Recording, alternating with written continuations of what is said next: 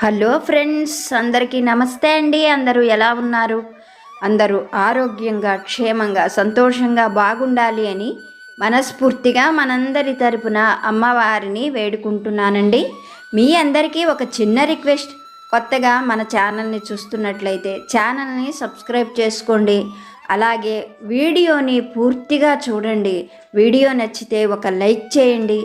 నన్ను సపోర్ట్ చేస్తున్న ప్రతి ఒక్కరికి పేరు పేరున నా హృదయపూర్వక ధన్యవాదాలు. అలాగే మన కష్టాలను తొలగించమని, మన జీవితంలో మనం కోరుకుంటున్నవన్నీ, మన అభివృద్ధిని ప్రసాదించమని అందరి తరపున నేను కూడా బాబాగారిని మనస్ఫూర్తిగా వేడుకుంటున్నాను. మరొక ముఖ్యమైన విషయం ఏమిటంటే, మన జీవితంలో ఉండే ప్రతి కష్టాన్ని, సమస్యలను తొలగించేందుకు బాబాగారు ఎప్పుడూ మనతోనే ఉంటారు. మనము ఆ విషయాన్ని గ్రహించి బాబాగారు చెప్పినట్లుగా చేయగలిగినట్లయితే ప్రతి సమస్య కూడా తప్పకుండా పరిష్కారం అవుతుంది. బాబాగారు మనకి సెలవిచ్చినట్లుగా గురుచరిత్ర పారాయణ చేయండి, తప్పకుండా మీ సమస్యలు తొలగిపోతాయి.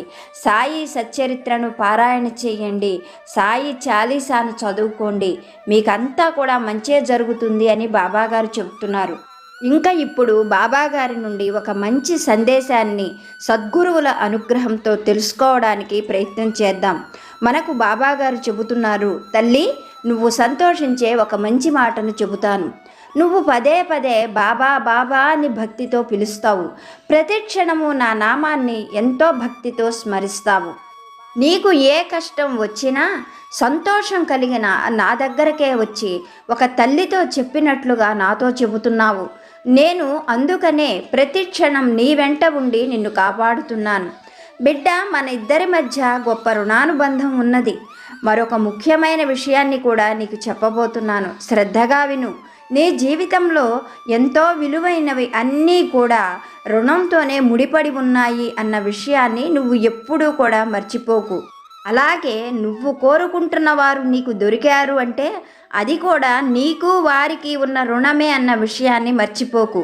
చక్కటి సంతానం కూడా నీకు కలిగింది అంటే అది రుణము అని గుర్తుపెట్టుకో. అందుకే నీకు ఎప్పుడూ కూడా నేను ఒక మాటను గుర్తు చేస్తుంటాను. నీ దగ్గరకు వచ్చే వాటిని ప్రేమతో ఆదరించు. అవి పశువులైనా, పక్షులైనా, మనుషులైనా, ఇలా ఏ జీవికైనా నీకు రుణం ఉంటేనే అవి నీ దగ్గరకు వచ్చాయి అని గుర్తుపెట్టుకో. వాటికి నువ్వు చెయ్యగలిగినంత మేలు చెయ్యి. నువ్వు ఇలా చెయ్యడం నాకు చాలా ఆనందాన్ని ఇస్తుంది. అలాగే నీ చుట్టూ ఉండే వాటి పట్ల ప్రేమతో ఉండటం నీకు కూడా గొప్ప సంతోషాన్ని, ఆనందాన్ని ఇస్తుంది. ఈ విషయాన్ని ఎప్పుడూ మర్చిపోకు. రుణం ఉంటేనే నీ దాకా వస్తాయి. ఆ రుణం ఉన్నంతసేపు నీతోనే ఉంటాయి. నువ్వు ఇలా చెయ్యడం వల్ల నీ జీవితంలో నువ్వు అన్నింటినీ సంతోషంతో పొందగలవు అని బాబాగారు చాలా మంచి సందేశాన్ని మనకి అనుగ్రహిస్తారు. మన జీవితంలో ఏది జరిగినా అది బాబా అనుగ్రహమే. అది రుణం ఉంటేనే జరుగుతాయి అని బాబాగారు ఖచ్చితంగా చెబుతున్నారు. మన సాయి సమర్థులు చెప్పిన ఈ మాటలలోని సత్యాన్ని ఒక చక్కటి కథ రూపంలో బాబాగారి అనుగ్రహంతో తెలుసుకోవడానికి ప్రయత్నం చేద్దాము.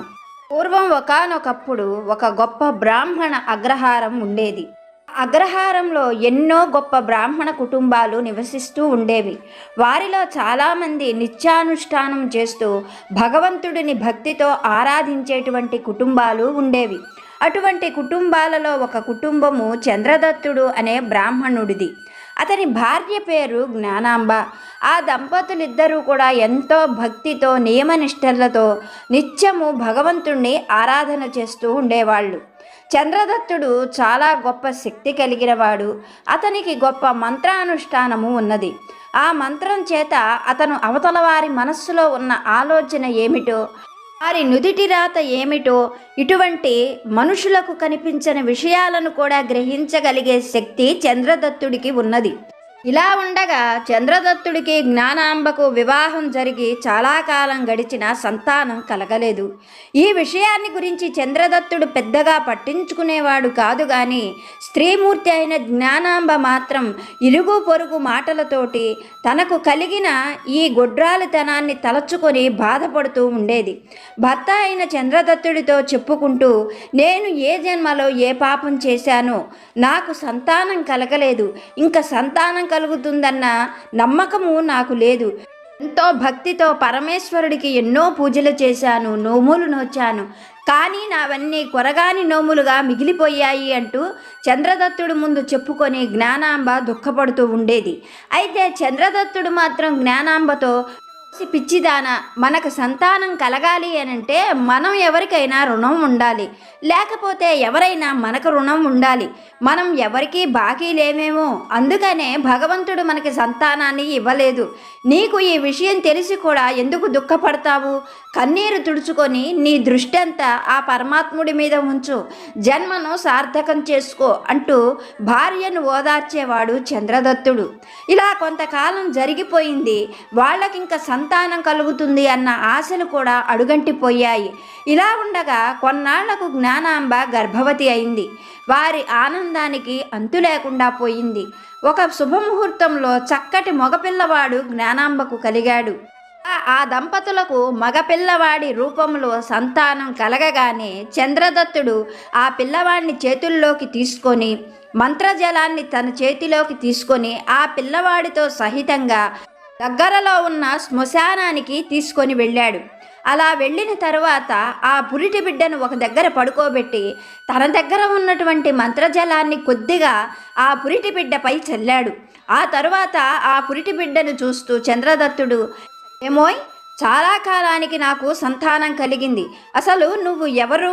నీకు నాకు ఉన్నటువంటి జన్మ సంబంధం ఏమిటి అంటూ ఆ పురిటి బిడ్డను ప్రశ్నించాడు.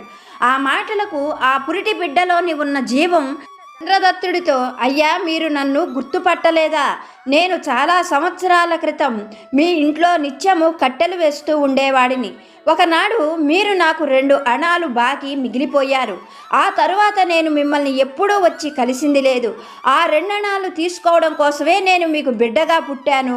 మీకు ఎంతో గొప్ప దైవశక్తి ఉంది, కనుకనే ఈ విషయాన్ని మీరు గ్రహించగలిగారు అని చెప్పాడు. అందుకు చంద్రదత్తుడు, అలా అయితే నీకు ఆ 2 అణాలు ఇస్తే వెళ్ళిపోతావా అని అడిగాడు. అందుకు ఆ శిశువు, తప్పకుండా వెళ్ళిపోతాను, ఇంకెప్పుడు నేను మీ జీవితంలోకి రాను, మీకు నాకు రుణం లేదు అని చెప్పాడు. ఆ మాటలు విన్నటువంటి చంద్రదత్తుడు తన నడుములో చుట్టుకున్న సంచిలో నుండి 2 అడాలను తీసి ఆ శిశువు చేతిలో పెట్టాడు. మరుక్షణమే ఆ శిశువు పెద్దగా కేకలు వేస్తూ మరణించాడు. చంద్రదత్తుడు అతన్ని అక్కడే ఖననం చేసిన తరువాత ఇంటికి వచ్చాడు. ఇలా ఉండగా పురిటి బిడ్డను తీసుకొని వెళ్ళిన భర్త ఒట్టి చేతులతో ఇంటికి రావడంతో జ్ఞానాంబ మొదట ఆశ్చర్యపడింది. తరువాత భర్తను నిలదీస్తూ, నా బిడ్డను ఏం చేశారు? ఎన్నో నోములు నోచి ఇంతకాలానికి నేను బిడ్డను పొందాను. నా బిడ్డను నేను చూడనీయకుండా తీసుకొని వెళ్ళిపోయారు. నా బిడ్డ ఏడి అంటూ భర్తను నిలదీసింది. ఆ మాటలకు చంద్రదత్తుడు భార్యను ఓదారుస్తూ, ఓసి పిచ్చిదానా, ఆ బిడ్డ ఎవరనుకుంటున్నావు? చాలా కాలం క్రితం మన ఇంట్లో కట్టెలు వేసిన వాడే. వాడు చనిపోయి వాడి 2 అణాల కోసం మన బిడ్డగా జన్మించాడు. అతడికి మనకి ఏమీ రుణం లేదు అని చెప్పాడు. ఆ మాటలు విన్న తర్వాత జ్ఞానాంబ చాలాసేపు దుఃఖపడింది. కానీ భర్త చెప్పిన దానిలో నిజం ఉండడం చేత ఇంక మారు మాట్లాడలేదు. ఇలా కొంతకాలం జరిగిపోయింది. కొన్నాళ్లకు మళ్ళీ జ్ఞానాంబ గర్భవతి అయింది. చక్కటి మగపిల్లవాడు జ్ఞానాంబకు పుట్టాడు. అలా మళ్ళీ మగపిల్లవాడు పుట్టడంతో జ్ఞానాంబ ఎంతగానో సంతోషించింది. మళ్ళీ యథాప్రకారంగా చంద్రదత్తుడు పురిటి గదిలోకి వచ్చి పొత్తిళ్లలో ఉన్న ఆ పిల్లవాడిని చేతుల్లోకి తీసుకున్నాడు. అలాగే తన దగ్గర ఉన్నటువంటి మంత్రజలాన్ని కూడా తీసుకొని బయటికి కదలబోయాడు. వెంటనే జ్ఞానాంబ భర్త చేతిని పట్టుకొని, ఈ బిడ్డను కూడా నాకు దక్కకుండా చేస్తారా? ఎన్నో నోములు నోచాను, ఎంతో కాలం వేచి చూశాను. ఈ బిడ్డతో మనకు ఏ రుణానుబంధం ఉన్నా సరే నేను అపురూపంగా పెంచుకుంటాను. ఈ బిడ్డను నాకు దక్కకుండా చెయ్యకండి, మీకు ఎన్నో రకాలుగా నేను రుణపడి ఉంటాను అంటూ బోరుబోరున విలపించింది. అప్పుడు చంద్రదత్తుడు భార్యను ఓదారుస్తూ, ఓసి పిచ్చిదాన, బిడ్డల్ని చంపటం నాకేమైనా ముచ్చటనుకుంటున్నావా? రుణం తీరిపోతే వారే ఉండరు. వీడికి మనకు ఉన్నటువంటి రుణం ఏమిటో తెలుసుకుంటాను. అంతేకాకుండా నీకు మాట ఇస్తున్నాను, తప్పకుండా ఈ బిడ్డను నేను ఇంటికి తీసుకొని వచ్చి నీకు అప్పగిస్తాను. నా మాట నమ్ము అని చెప్పాడు. తర్వాత బిడ్డని తీసుకొని మళ్ళీ యథాప్రకారంగా శ్మశానానికి వెళ్ళాడు. ఆ పిల్లవాడిని ఒక దగ్గర పడుకోబెట్టి తన దగ్గర ఉన్నటువంటి మంత్రజలాన్ని ఆ శిశువుపై చల్లాడు. తరువాత ఆ శిశువుతో, ఏమోయ్, ఎవడెవరా నువ్వు? నాకు కొడుకుగా జన్మించావు. ఎంతో కాలం తర్వాత మళ్ళీ నాకు సంతానం కలిగింది. నీకు మాకు ఉన్నటువంటి సంబంధం ఏమిటి అని ఆ శిశువుని ప్రశ్నించాడు చంద్రదత్తుడు. ఇప్పుడు ఆ శిశువు చంద్రదత్తుడిని చూస్తూ, అయ్యా, మీ వంటి వారికి జన్మించటం నిజంగా నాకు గొప్ప భాగ్యం. మన రుణానుబంధం ఈ జన్మది కాదు. గత జన్మలో నేను ఒక నూనె వ్యాపారిని. మీరు నా దగ్గర నూనె తీసుకొని వెళుతూ ఉండేవాళ్ళు. ఒకనాడు మీరు నా దగ్గర మణుగు ఆముదం కొనుక్కొని వెళ్ళారు. ఆ తరువాత మీరు నా దగ్గర నుండి కొన్న ఆముదానికి డబ్బులైతే ఇవ్వలేదు. కాలక్రమంలో నేను మరణించాను. మీరు కూడా జన్మ మారిపోయారు. కానీ మీరు నాకు మణుగు ఆముదం బాకీ ఉండడం చేత నేను ఈ జన్మలో మీకు కొడుకుగా పుట్టాను. ఆ ఆముదం బాకీ తీరిపోతే నేను ఒక్క క్షణం కూడా మీ దగ్గర ఉండను అని చెప్పాడు ఆ శిశువు. అప్పుడు చంద్రదత్తుడు ఆ శిశువుతో, అంటే నీ మణుగు ఆముదం బాకీ తీరిపోతే నువ్వు వెళ్ళిపోతావా అని అడిగాడు. అందుకు ఆ శిశువు, తప్పకుండా వెళ్ళిపోతాను, నా ఆముదం బాకీ నాకు తీర్చేయండి అని చెప్పాడు చంద్రదత్తుడితో.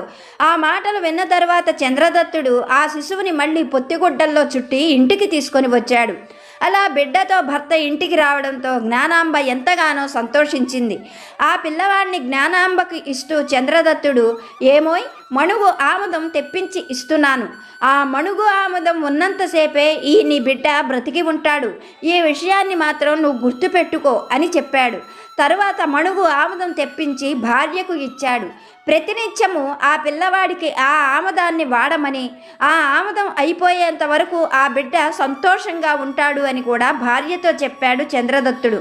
ఇలా కాలం గడుస్తూ ఉన్నది. భర్త చెప్పినట్లుగానే జ్ఞానాంబ ఆ ఆముదంతోనే ఆ పిల్లవాడికి ఒళ్ళంతా మర్దన చేయడం, ఆ ఆముదాన్ని అప్పుడప్పుడు పిల్లవాడికి తాగించడం చేస్తూ ఉండేది. తల్లి అయిన జ్ఞానాంబ పోషణలో ఆ పిల్లవాడు 6 నెలల పాటు సంతోషంగా ఉన్నాడు. బంతి పువ్వులా ఎదుగుతున్న కొడుకును చూసుకొని జ్ఞానాంబ ఎంతగానో మురిసిపోయేది. ఇలా ఉండగా ఆముదం అడుగంటుతున్న వేళకు కొడుకుకి ఏదో తెలియని రోగం పట్టుకుంది. ఎంత వైద్యం చేయించినా కానీ ఆ రోగం ఏమాత్రం తగ్గడం లేదు. ఒక రోజున పిల్లవాడు ఏమాత్రం పాలు తాగకుండా ఒకటే పనిగా ఏడుస్తూ ఉన్నాడు. జ్ఞానాంబ భర్తను పిలిచి చూపించింది. ఇప్పుడు చంద్రదత్తుడు మంత్రజలాన్ని తన చేతిలోకి తీసుకొని ఆ పిల్లవాడిపై చల్లాడు. ఆ పిల్లవాడితో, ఇంకా నువ్వు ఎందుకు ఇలా బాధపడుతూ ఈ శరీరంలో ఉన్నావు అని అడిగాడు. అప్పుడు ఆ శిశువు, నాకు ఇంకా కొద్దిగా ఆముదం మీరు బాకీ ఉన్నారు. మీ పాత్రలో నాకు కావలసినటువంటి బాకీ తాలూకా ఆముదం మిగిలిపోయింది, వెళ్ళి చూడండి అని చెప్పాడు. జ్ఞానాంబ పరుగు పరుగున వెళ్ళి ఆ ఆముదం పాత్రను తీసుకొని వచ్చి చూడగా కొద్దిగా ఆముదం అందులో అడుగంటిపోయి ఉంది. అప్పుడు భర్త చంద్రదత్తుడు జ్ఞానాంబతో ఆ ఆముదమంతా చేత్తో తుడిచి ఆ పిల్లవాడి శరీరానికి బాగా పట్టించమని చెప్పాడు. వెంటనే భర్త చెప్పినట్లుగా జ్ఞానాంబ ఆ ఆముదం గిన్నెలోనిదంతా శుభ్రంగా తుడిచి ఆ పిల్లవాడి ఒంటికి పట్టించింది. మరుక్షణమే ఆ పిల్లవాడు కిలకిలా నవ్వుతూ ప్రాణాలు విడిచిపెట్టాడు. తండ్రి అయిన చంద్రదత్తుడు ఆ శిశువుకి కూడా ఖనన కార్యక్రమాలన్నీ పూర్తి చేశాడు. ఇలా 2 బిడ్డలు పుట్టడం, చనిపోవడంతో జ్ఞానాంబకు ఒక విధంగా మతిస్థిమితం తప్పిపోయింది.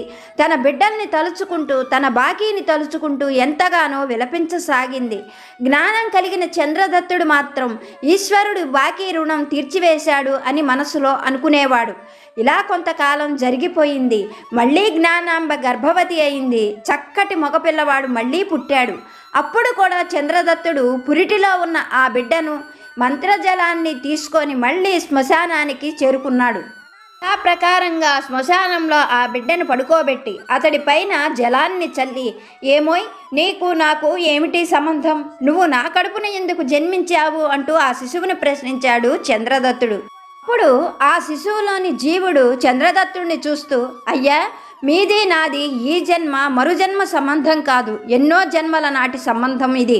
అప్పుడు మీరు ఒక గొప్ప వర్తకుడిగా జన్మించారు. ఆ జన్మలో నేను మీ దగ్గర నా కుమార్తె వివాహం కోసం 50 వరహాలను బాకీగా తీసుకున్నాను. ఆ అప్పు తీర్చాలని నేను ఎంతో ప్రయత్నించాను, కానీ నేను ఆ అప్పును మాత్రం తీర్చలేకపోయాను. ఇలా నా కాలం జరుగుతూ ఉండగానే మన జన్మలు మారిపోయినాయి. ఇలా ఇప్పుడు మీకు బాకీ తీర్చడం కోసమని మీకు కొడుకుగా పుట్టాను.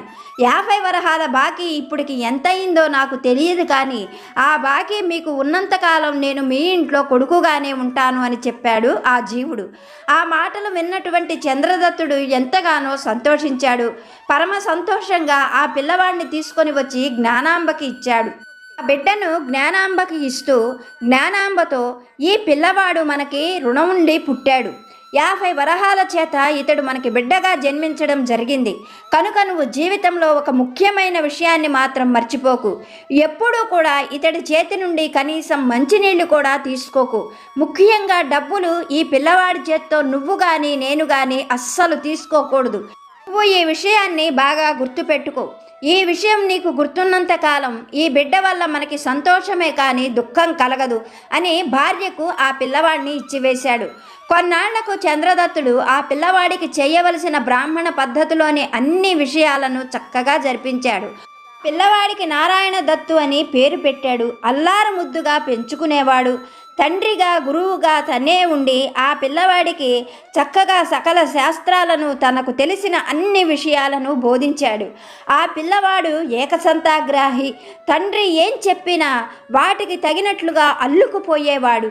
పిల్లవాడు దినదిన ప్రవర్ధమానమవుతూ చూడగానే ఆకట్టుకునే చక్కటి రూపంతో లక్ష్మీకళ ఆ పిల్లవాడిలో ఉట్టిపడుతూ ఉండేది. అలాగే నారాయణ దత్తు తండ్రి దగ్గరే కాకుండా దేశంలో ఉన్నటువంటి ఎంతోమంది గొప్ప గొప్ప గురువుల వద్ద కూడా చక్కగా విద్యాభ్యాసం పూర్తి చేసుకున్నాడు. సకల శాస్త్రాలను చదువుకున్నాడు. అన్ని వేదాలను, ఉపనిషత్తులను క్షుణ్ణంగా పరిశీలించేవాడు. ఇలా కొడుకు ఎదుగుతూ ఉండడంతో చంద్రదత్తుడు ఎంతగానో సంతోషించేవాడు. జ్ఞానాంబ ఆనందానికైతే చెప్పనలవి కాకుండా ఉండేది. తన పుణ్యం ఫలించి ఇంత గొప్ప కొడుకు కలిగాడు అని జ్ఞానాంబ చెప్పుకొని మురిసిపోతూ ఉండేది. ఇలా కాలం గడుస్తూ ఉండగా నారాయణ దత్తు గొప్పతనం గురించి ఎన్నో రాజ్యాల్లోని మహారాజులు తెలుసుకున్నారు. అలా ఉండగా ఒకప్పుడు ఆ దేశాన్నే పరిపాలిస్తున్న మహారాజు కవి సమ్మేళనంలో పాల్గొని తమ దేశం యొక్క కీర్తి ప్రతిష్టలు అన్ని దేశాల వాళ్లకు తెలిసేటట్లుగా చెయ్యాలి అని నిర్ణయించుకొని దేశంలో ఎక్కడెక్కడ ఉన్నటువంటి గొప్ప గొప్ప కవులను, పండితులను రమ్మని ఆహ్వానాలు పంపించాడు. అలాగే ఆ ఆహ్వానం నారాయణ దత్తుకి కూడా చేరింది. నారాయణ దత్తు తన తల్లిదండ్రులకు జరిగిన ఈ విషయమంతా చెప్పాడు. తను వెళ్ళి ఆ కవి సమ్మేళనంలో పాల్గొంటానని, తనకు మంచి పేరు ప్రతిష్టలు వస్తాయని, తనను దీవించి పంపించమని తల్లిదండ్రులను మరీ అడిగాడు నారాయణ దత్తు. అందుకు తల్లిదండ్రులు కూడా ఎంతగానో సంతోషించారు. నారాయణ దత్తుకి సకల శాస్త్ర పారంగతమైన ప్రావీణ్యమే కాకుండా గుర్రపు స్వారీలో కూడా మంచి అనుభవం ఉంది. కొడుకు ముచ్చట పడుతున్నాడు కదా అని చంద్రదత్తుడు అతడు పిల్లవాడిగా ఉన్నప్పుడే అతనికి ఒక చిన్న గుర్రాన్ని కూడా కొనిచ్చాడు. నారాయణ దత్తుతో పాటు ఆ గుర్రం కూడా పెరిగి పెద్దదైంది. నారాయణ దత్తుకి ఆ గుర్రానికి విడదీయరాని అనుబంధం ఏర్పడింది. నారాయణ దత్తు ఎక్కడికి వెళ్ళాలన్నా ఆ గుర్రంపైనే వెళ్ళేవాడు. అలాగే ఆ రోజు కూడా నారాయణ దత్తు పొద్దున్నే నిద్రలేచి తన పనులన్నీ ముగించుకున్నాడు. ముందు రోజు రాత్రే తన గుర్రాన్ని కూడా చక్కగా ప్రయాణానికి సిద్ధం చేశాడు. ఇంకా తను ప్రయాణం చేయడం కోసమని తను సంపాదించినటువంటి ధనమంతా కూడా ఒక సంచిలో వేసుకున్నాడు. తరువాత రాజు ఆస్థానానికి బయలుదేరడం కోసం గాను ఆ గుర్రాన్ని తీసుకొని వచ్చి గుర్రాన్ని అధిరోహించాలని ప్రయత్నించాడు. నారాయణ దత్తు పెంచేటువంటి ఆ గుర్రం ఎప్పుడూ కూడా నారాయణ దత్తుకి చాలా అనుకూలంగా ప్రవర్తించేది. ఒక మనిషిలా నారాయణ దత్తుతోనే ప్రవర్తించేది. ఇలా ఉండగా ఆ రోజు మాత్రం ఆ గుర్రం విచిత్రంగా ప్రవర్తించడం మొదలుపెట్టింది. నారాయణ దత్తు దాన్ని ఎంత ప్రయత్నం చేసినా స్వాధీనం చేసుకోలేకపోయాడు. దాని ఇష్టం వచ్చినట్లుగా అది ప్రవర్తిస్తూ ఉంది. ఇంకా ఆ రోజు నారాయణ దత్తు తల్లిని పిలిచి, అమ్మా, ఈరోజు ఈ గుర్రం నా మాట వినడం లేదు. దీన్ని అధిరోహించడం చాలా కష్టంగా ఉంది.